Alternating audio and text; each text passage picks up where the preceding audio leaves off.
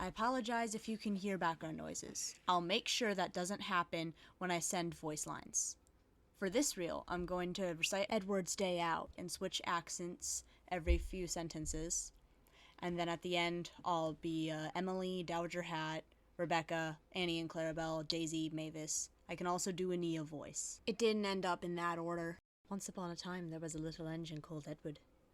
He lived in a shed with 5 other engines. They were all bigger than Edward and boasted about it. The driver won't choose you again, they boasted. He wants big, strong engines like us.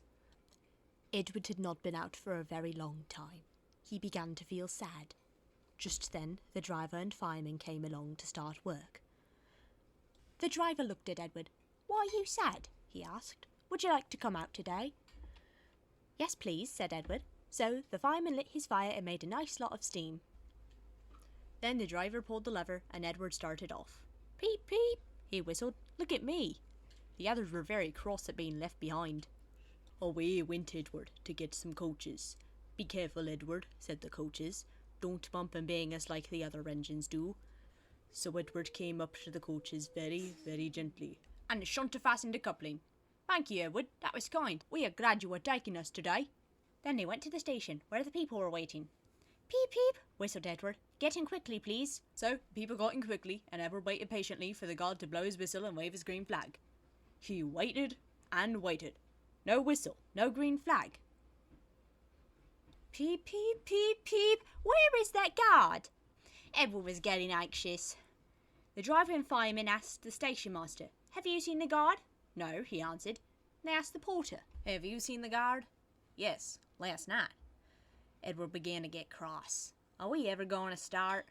Just then, a little boy shouted, "Here he comes!" And there the guard was, running down the hill with his flags in one hand and a sandwich in the other.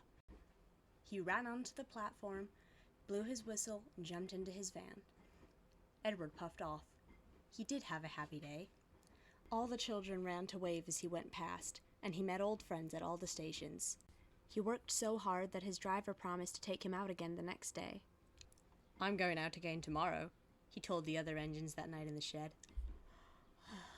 What do you think of that? But he didn't hear what they thought, for he was so tired and happy that he fell asleep at once.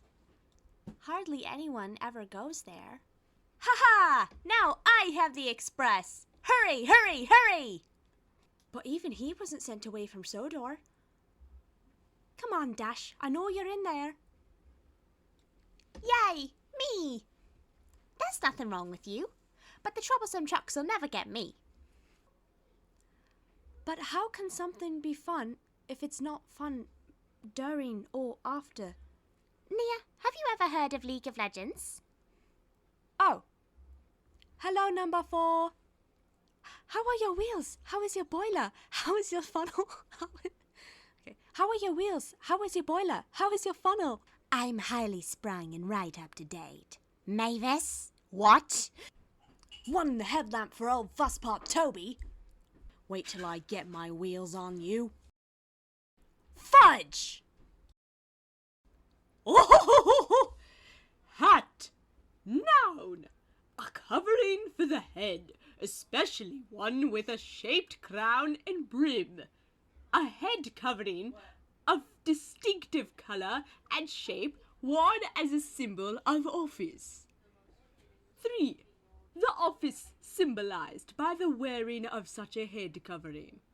The office symbolized by the wearing of such a head covering. Oh, hello. Hello.